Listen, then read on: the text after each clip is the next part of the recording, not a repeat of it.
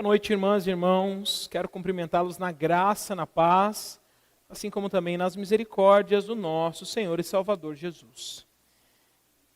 Que alegria. Cumprimento também aqueles que nos assistem pelo nosso canal no YouTube. Para mim é um dia muito especial, sendo o dia do jovem presbiteriano. Falo para vocês que antes de entrar na IPB, nós chegamos aqui em 2017, antes eu só havia trabalhado com música na igreja. E para mim foi um desafio vir aqui trabalhar com mocidade, algo que eu não tinha trabalhado ainda. Com música, eu sou músico, então para mim é tranquilo, né? Liderei louvor por 6 anos, para mim era tranquilo. Trabalhar com jovens foi um desafio, mas eu amei. A UMP é algo que eu tenho no meu coração. Depois da SAF, é a segunda sociedade interna mais atuante na igreja, isso é, ninguém ganha da SAF. Desculpa, jovens, desculpa, mas a SAF é a mais atuante. Mas eu fico muito honrado pelo caminho que Deus designou no meu ministério, no meu chamado, aquilo que eu fiz, em trabalhar com a UMP. Eu amo isso e levarei para o meu ministério sempre a UMP no meu coração. Tão feliz, dia do jovem presbiteriano, que eu ainda sou jovem também, tá? Também sou jovem, só tenho 33 aninhos, com cara de 20. Abram suas Bíblias em 2 Crônicas, sem delongas, sem perda de tempo. Nós estamos falando dos movimentos da igreja, trabalhamos oração, primeiro trimestre, agora estamos tratando liderança. Eu não trabalharei exatamente a questão da liderança, mas eu falarei de um líder, de um rei líder. 2 Crônicas, capítulo 15, nós leremos os versículos de 1 a 7. O rei Asa, um líder que foi instrumento de Deus para resgate do povo de Judá. 2 Crônicas, capítulo 15, nós leremos os versículos de 1 a 7. Prestem atenção na palavra de Deus. Veio o Espírito de Deus sobre Azarias, filho de Oded. Este saiu ao encontro de Asa e lhe disse: Ouve-me, Asa, e todo Judá e Benjamim. O Senhor está convosco, enquanto vós estáis com ele. Se o buscardes, ele se deixará achar. Porém, se o deixardes, vos deixará. Israel esteve por muito tempo sem o verdadeiro Deus, sem sacerdote que o ensinasse e sem lei. Mas quando, na sua angústia, eles voltaram ao Senhor, Deus de Israel, e o buscaram, foi por eles achado. Naqueles tempos não havia paz, nem para os que saíam, nem para os que entravam. Mas muitas perturbações sobre todos os habitantes daquelas terras, porque nação contra nação e cidade contra cidade se despedaçavam, pois Deus os conturbou com toda sorte de angústia. Mas sede fortes e não desfaleçam as vossas mãos, porque a vossa obra terá recompensa. Palavra de Deus. Temos mais uma palavra de oração. Ó Deus, nos colocamos em Tua presença. Te adoramos, ó Pai. Eu suplico o Teu favor sobre a minha vida. Que o Senhor não fale, que eu não fale nada que venha do meu coração, pura e simplesmente, mas que a Tua palavra, nesse momento, ela seja viva e fale aos nossos corações, a fim de que cresçamos, a fim de que aprendamos e a fim de que o Teu Santo Espírito trate os nossos corações. Fala conosco, me esconda debaixo da Tua poderosa e infinita mão, que vem regendo a igreja, o Teu povo, desde o início. Fica conosco, é o que nós pedimos e agradecemos no nome santo de Jesus. Amém. Existe um filme muito legal, eu indico, se você ainda não assistiu, que você assista, um filme que marcou a minha infância, que chama O Resgate do Soldado Ryan. É um filme de guerra, é um filme muito legal, ele é de 98, e esse filme marcou a minha infância porque eu lembro que, numa férias escolares, salvo engano de julho, um primo meu que vinha em Bauru, ele é de Marília, ele vinha sempre em Bauru, meu irmão e ele alugaram um filme, e nós assistimos. Bom, o filme O Resgate do Soldado Ryan se passa no contexto da Segunda Guerra Mundial, aquele contexto conturbado onde as tropas estadunidenses e as tropas alemãs estão se degladiando. Quando a tropa estadunidense chega à Normândia, que é um pouco ali acima, que fica na Europa, o capitão John Miller, que é interpretado por Tom Hanks, ele recebe uma ordem para uma honrosa missão, a missão de resgate. E como o nome do filme diz, o resgate do soldado Ryan. Então o capitão John Miller, ele e sua equipe nada convencional, eles começam essa missão linda de resgate. O soldado Ryan, James Ryan, interpretado por Matt Damon, ele era o quarto filho de 4 irmãos soldados. Os 4 estavam na guerra, os seus outros 3 irmãos morreram, e ele era o único que havia sobrevivido. Por isso que então que existe essa missão de resgate. Por quê? O exército queria resgatar aquele jovem. Toda vez que nós vemos ou ouvimos, assistimos um filme, uma série, que trata desse tom de resgate, nós deveríamos nos sentir tocados, ou ao menos, algo deveria estar no nosso coração, porque nos faz lembrar da maior missão de resgate de toda a humanidade. O resgate seu e meu. O nosso resgate. Assim como o soldado Ryan, nós estávamos à beira da morte eterna. E não era simplesmente da morte física, da morte carnal, mas da morte eterna. Prestes a sermos condenados pelo nosso pecado. Aprove o Senhor Deus enviar Cristo como pagamento desse resgate. E aí, esse texto que nós lemos aqui no segundo livro das Crônicas, retrata bem esse resgate grandioso de Deus ao seu povo, que estava perdido à beira da morte, que tinha se desgarrado, assim como o soldado Ryan. Meus irmãos, os livros das Crônicas, eles são basicamente acontecimentos anais, né, da história do povo hebreu. No hebraico, o significado de crônicas é basicamente acontecimentos diários, acontecimento dos dias, ou um diário, algo aí. Quando a gente olha para crônicas, a gente sempre pensa assim, se você começa a ler a Bíblia cronologicamente, Gênesis, Apocalipse, você vai ler lá Samuel, você vai ler Reis, e você vai falar, cara, mas crônicas basicamente são as mesmas histórias. Você até quer pular, né?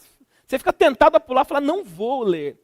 Mas, irmãos, nós não devemos pular. Crônicas faz parte da palavra de Deus, é canônico.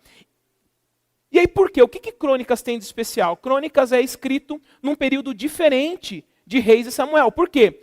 Crônicas é escrito no período pós-exílico, ou seja, quando o povo de Israel sai do exílio babilônico, o cronista ele precisa lembrar o povo daquilo que Deus tinha feito com seus pais. Talvez eles já tinham se esquecido, talvez eles nem se lembravam mais da aliança que Deus tinha firmado com eles, mas era necessário que o cronista escrevesse essas histórias, repetisse talvez muitas histórias, como a do rei Asa, como Abias, como Roboão, que nós vamos ver em outros textos, mas era imprescindível que o povo de Deus lesse essas histórias.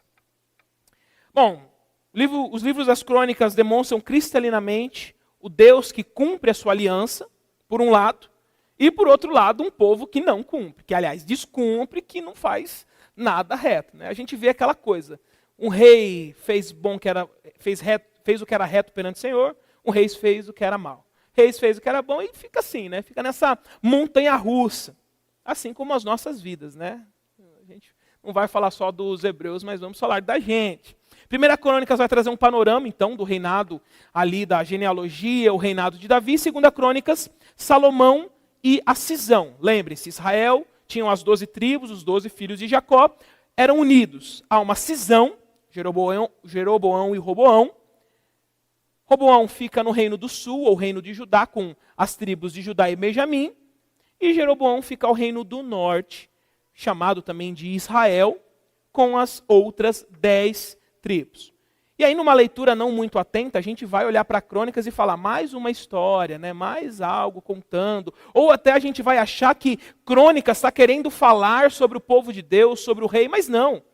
Crônicas relata esse resgate de Deus ao seu povo. Crônicas quer mais uma vez trabalhar sobre esse Deus resgatador.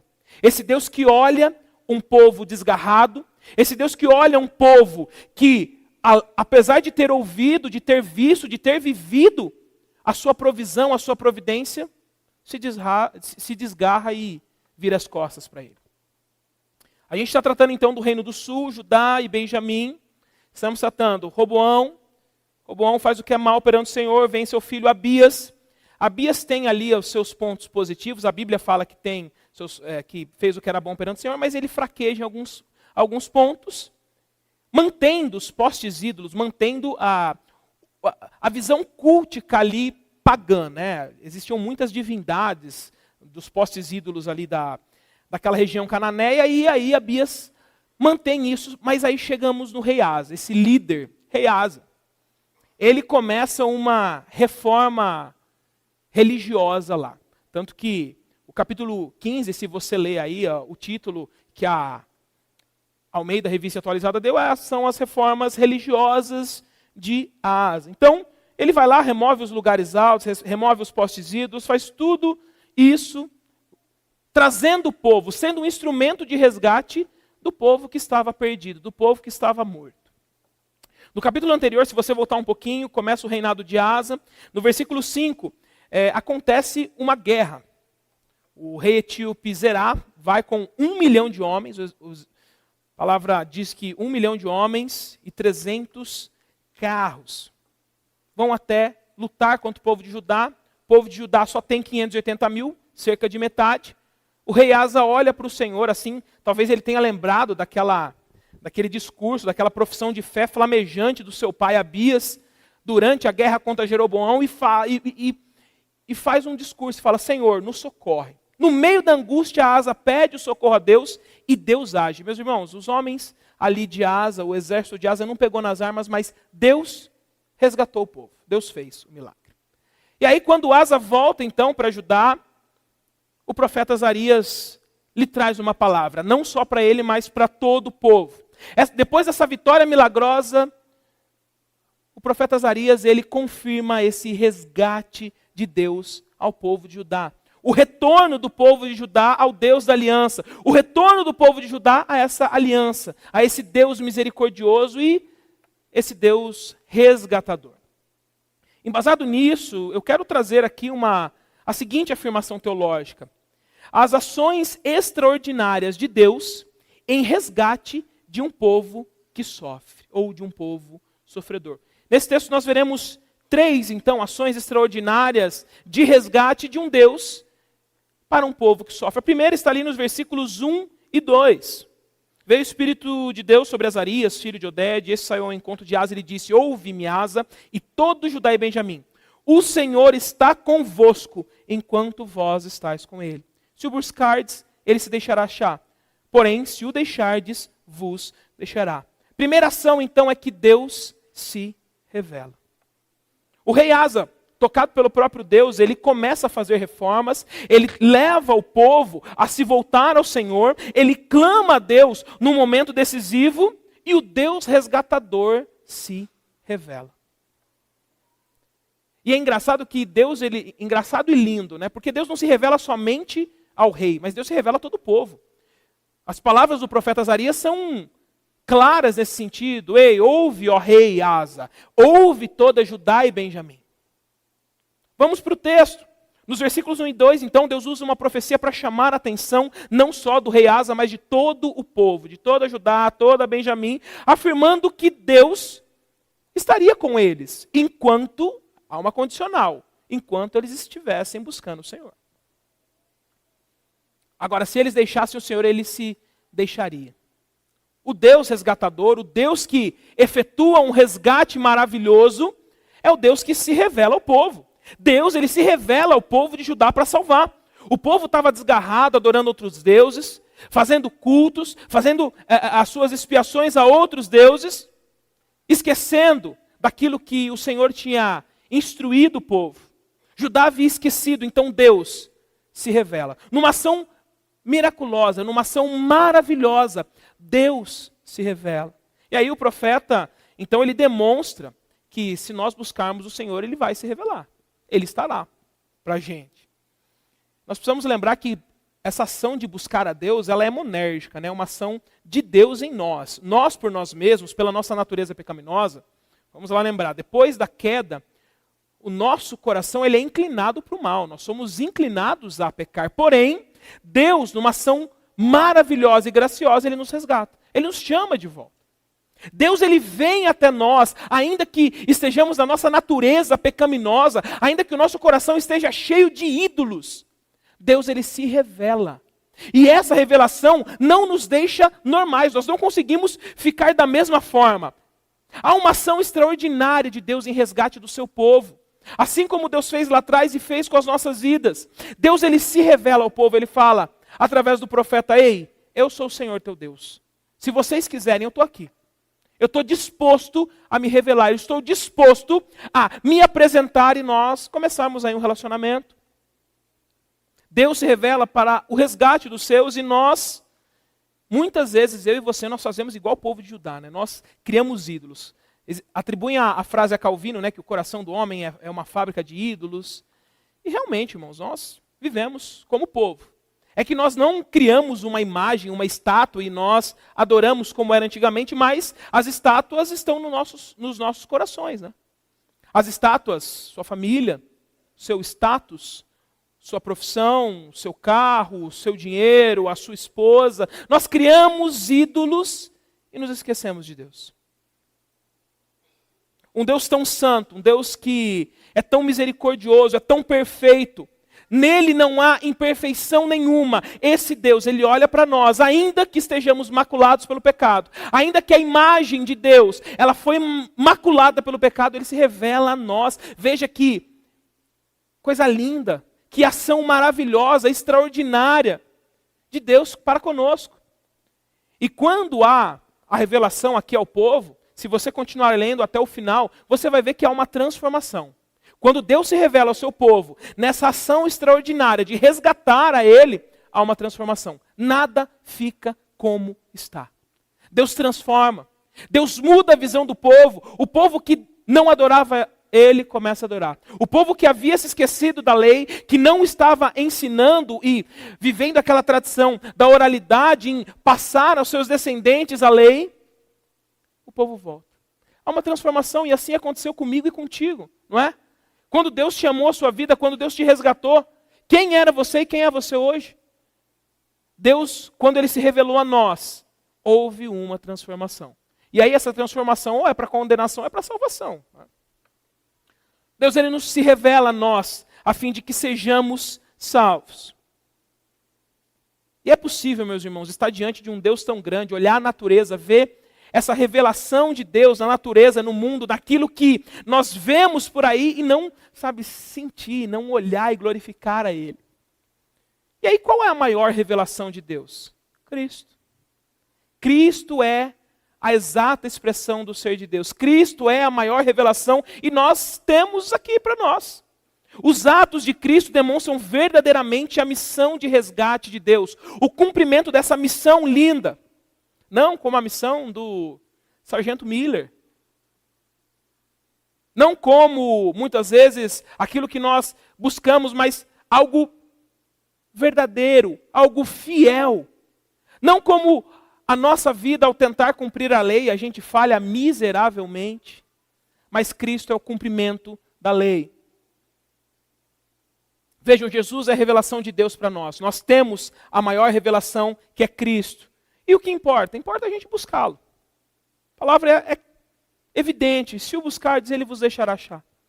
Se você ler, se você aprender sobre Cristo, se você aprender o Evangelho, e quando a gente fala em aprender sobre Cristo, não se resume aos 4 Evangelhos, se resume a Gênesis e Apocalipse. Porque de Gênesis 1 até Apocalipse a gente está falando de Cristo. A Bíblia fala demonstradamente sobre Cristo. Nós precisamos aprender dele, nós precisamos buscar mais dele. Então, meus irmãos, a primeira ação extraordinária em resgate de um povo sofredor é que Deus se revela. A segunda está aí nos versículos 3 e 4. Acompanhem, por favor. Israel esteve por muito tempo sem o verdadeiro Deus, sem sacerdote que o ensinasse, sem lei. Mas quando, na sua angústia, eles voltaram ao Senhor, Deus de Israel, e o buscaram, foi por eles achado. Segunda ação extraordinária. Primeira, Deus se revela. Segunda, Deus se relaciona. O Deus que se revela é o Deus que se relaciona com o homem, ainda que pecado, ainda que em pecado, ainda que pecadores, ainda com uma natureza maldosa.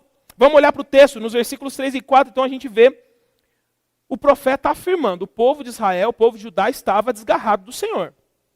Israel, e é interessante, no versículo 3 que fala que Israel teve muito tempo sem o verdadeiro Deus. Não é que Deus deixou de existir, tá? É que o povo parou de ouvir a voz, ler e buscar a esse Deus. Apesar de serem o povo da aliança, apesar de serem o povo que viram que a ação copiosa de Deus, eles se desgarraram. Eles quebraram o ordenamento de Deus. Deus ordena lá, né, o Shema, aquele ouve Israel, né? Ouve Israel, o Senhor teu Deus. O povo quebrou a lei. Mas ainda assim, Deus ele tem uma ação extraordinária, misericordiosa, de se revelar e ainda por cima se relacionar. Se nós o buscarmos, se o povo buscasse, ele se faria achar. Ou seja, se o povo buscasse ele, eles conseguiriam ter um relacionamento. O povo de Judá estava desgarrado do Senhor, mas o Senhor ele resgata eles.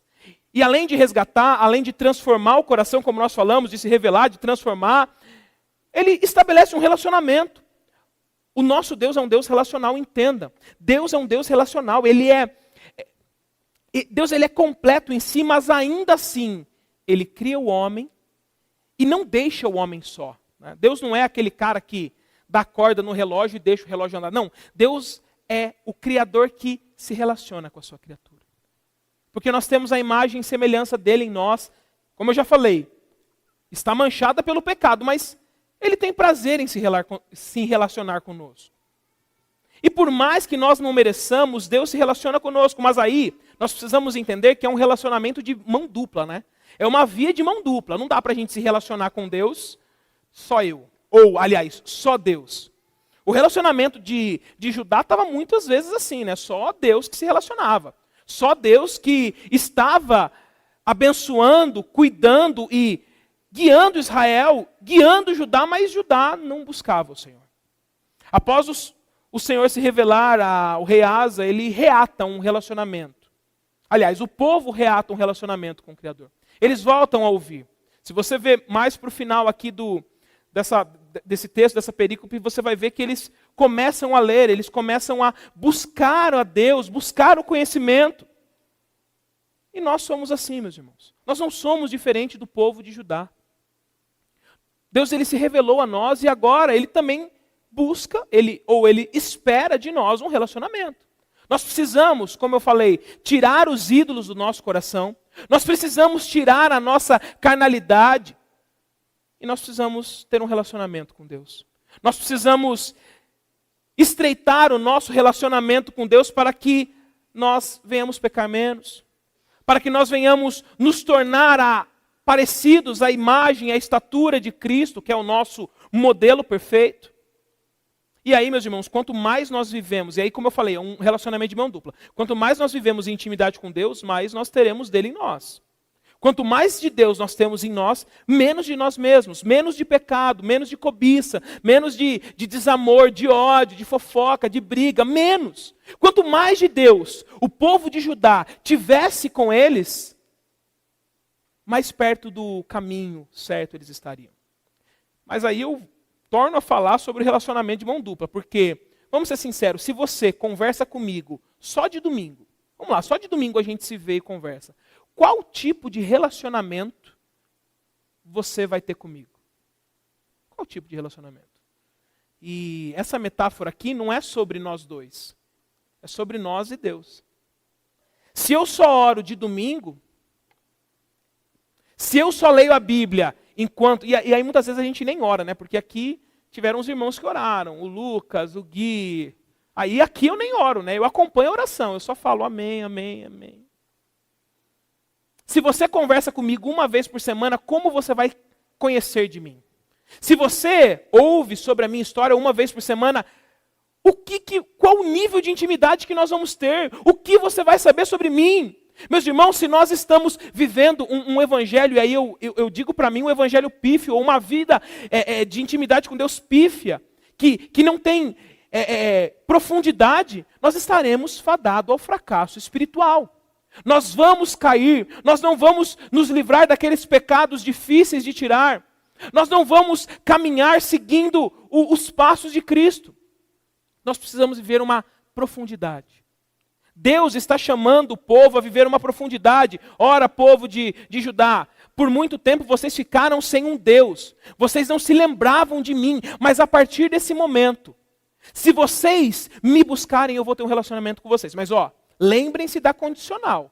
Você precisa buscar. Eles precisavam ler a Torá.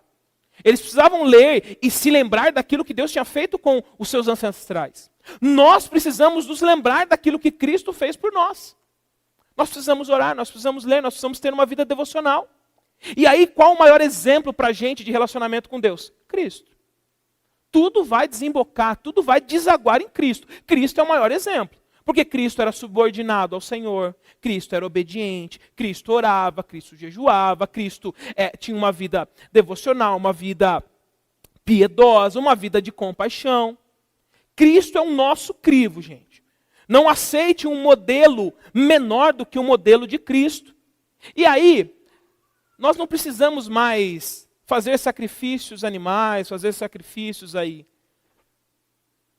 O sacrifício vivo de Cristo reata a nossa amizade e o nosso relacionamento com Deus. Então nós já temos a faca e o queijo na mão, né? Utilizando aquela expressão que nós conhecemos, nós temos a faca e o queijo na mão. O que nós precisamos? Manter o relacionamento com Deus. Deus já se revelou e Deus já se demonstrou que, olha, eu estou aqui, se você me buscar, você vai achar. Nós precisamos ter o relacionamento com Ele. Meus irmãos, não dá, e eu digo isso para mim, não dá para nós vivermos um evangelho raso.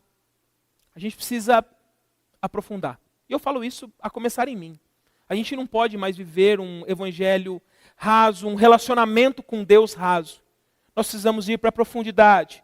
Então a segunda ação extraordinária em resgate de um povo sofredor é que Deus se relaciona. Então Deus se revela, Deus se relaciona. E a terceira está nos versículos de 5 a 7. Acompanhe mais uma vez.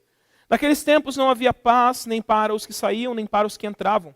Mas muitas perturbações sobre todos os habitantes daquelas terras. Porque nação contra nação, cidade contra cidade se despedaçavam. Pois Deus os conturbou com toda sorte de angústia. Mas sede fortes e não desfaleçam as vossas mãos, porque a vossa obra terá recompensa. Então, terceiro e último, Deus recompensa.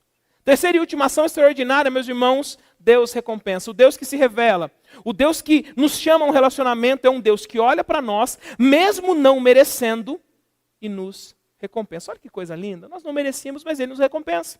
Vamos para o texto. Os versículos aí de 5 a 7, a gente vê que no tempo do rei Asa não tinha paz. Para quem saía, para quem entrava. Israel, a Palestina ali, aquela região estava em guerra. A palavra aqui para despedaçar é o katat do hebraico, e quer dizer efetivamente isso, despedaçar, tornar em pedaços, esmiuçar, esbagaçar mesmo. O povo estava se degladiando, não existia paz. Mas o que o Senhor faz? Ele recompensa o povo com paz. Olha que coisa linda, gente. O povo de Judá merecia? Aí você tem que parar para pensar, merecia? Não.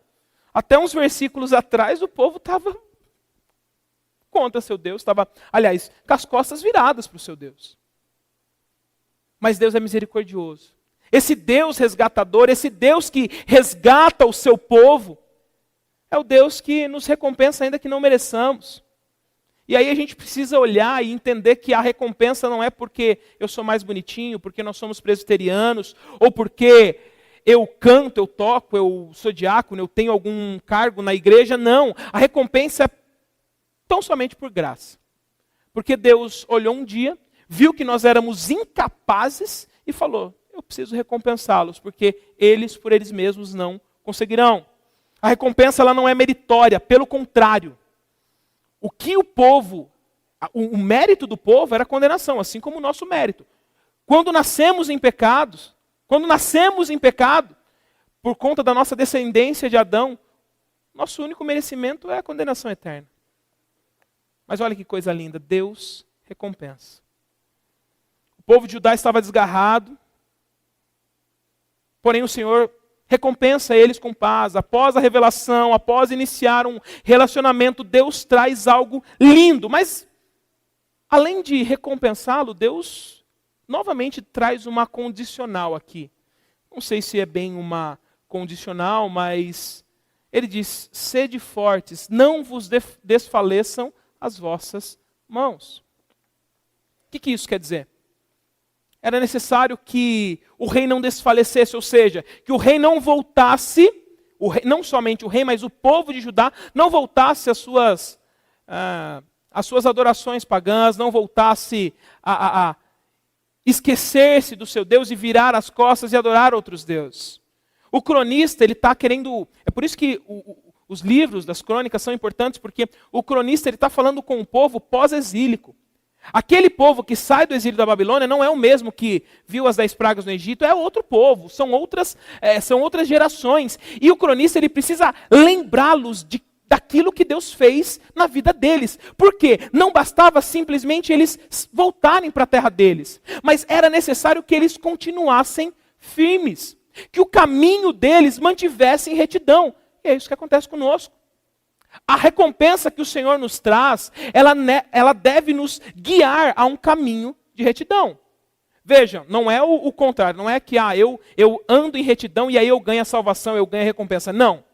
A recompensa que Deus nos traz, a recompensa que Deus nos oferece gratuitamente, deve nos fazer a viver uma vida santa, uma vida diferente, uma vida trilhada nos caminhos do Senhor.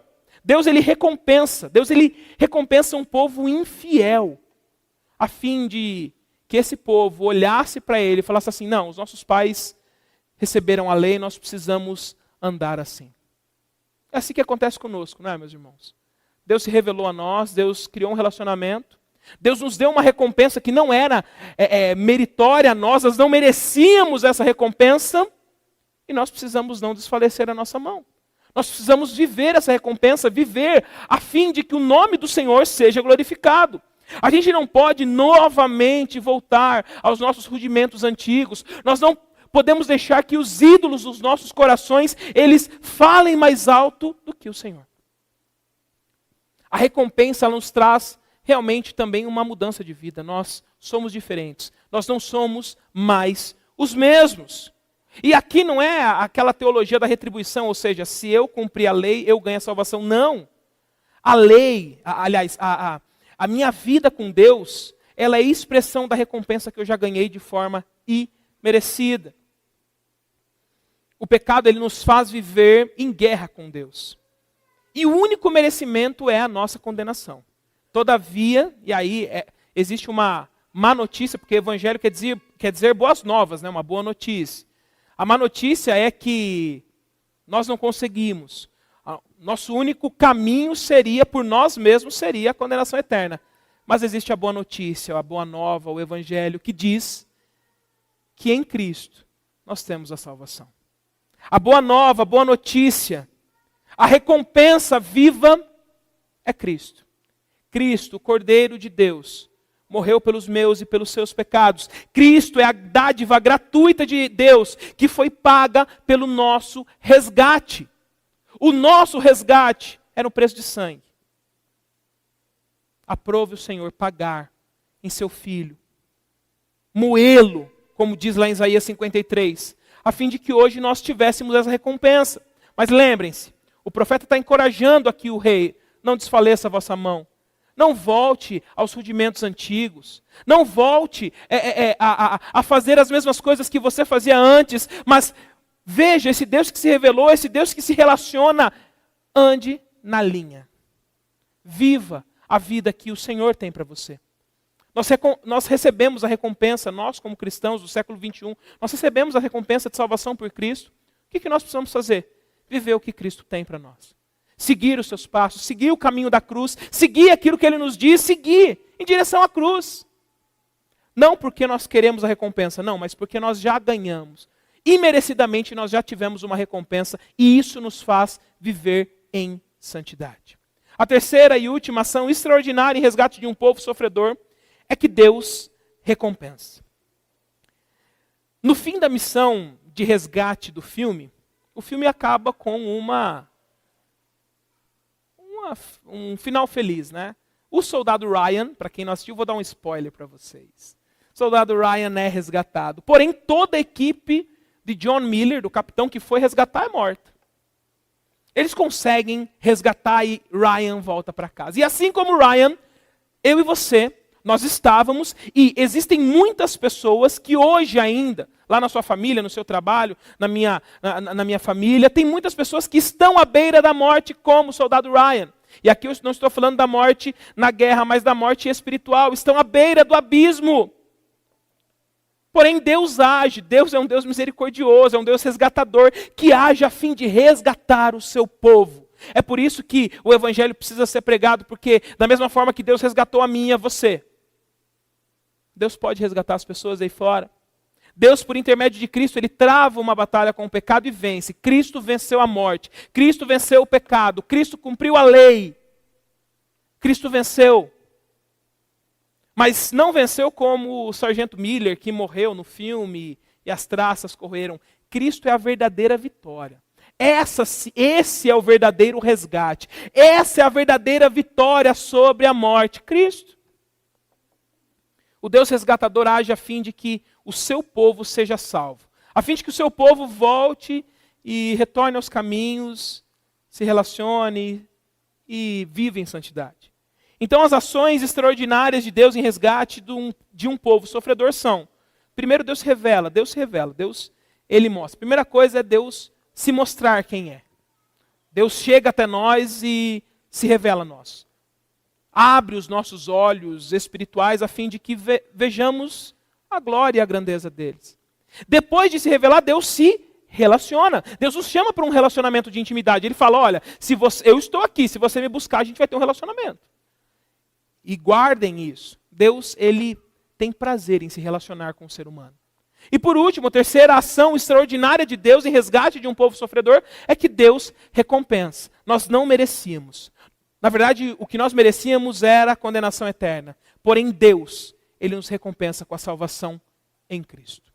Meus irmãos, que Deus nos abençoe, que Deus cele isso nos nossos corações. Que assim como o rei Asa, que foi um líder, que foi um instrumento de Deus para resgate do povo de Judá, eu e você, no século 21, na cidade de Bauru, sejamos líderes que Deus usa para resgatar o perdido lá fora. Seja um rei Asa, seja uma rainha Asa, lá na sua casa, né, como eu brincava com a mocidade, um Timóteo, uma Timótea. Seja um rei Asa, seja um líder como ele, a fim de ser um instrumento vivo, forte na mão do Senhor. Forte não, né, porque nós somos fracos, em Deus nós somos fortes. Mas seja um instrumento na mão de Deus, a fim de resgatar o perdido aí fora. Oremos, irmãos. Deus, neste momento nós nos colocamos em Tua presença, nós Te adoramos e bendizemos o Teu nome. Reconhecemos que só o Senhor é Deus. O Senhor é um Deus que se revela, que se relaciona e que recompensa o seu povo. Nós somos gratos, ó Pai, porque assim como o Senhor fez com o povo hebreu, o Senhor faz conosco. O Senhor se revelou a nós, tanto que estamos aqui ouvindo a Tua voz. O Senhor criou um relacionamento, tanto que nós estamos vivendo a Ti, ainda aqui com os tropeços, com os percalços. Nós estamos vivendo para o Senhor. E o mais lindo e o mais importante é que o Senhor recompensa. Cristo é a nossa maior recompensa. Obrigado, Deus. Que essas verdades, que essas ações que o Senhor tem em resgatar a nós, ao perdido pecador, elas estejam fincadas nos nossos corações. E não só isso, mas que nós possamos pregar essas ações. Pregar de um Deus que se revela mesmo, um Deus que se relaciona conosco, que mantém um relacionamento íntimo conosco. E de um Deus que recompensa ainda que não mereçamos. Fica conosco, Senhor. Trata os nossos corações e que possamos pregar o Teu Evangelho dia após dia, visando o resgate de perdidos pecadores. No nome santo de Jesus.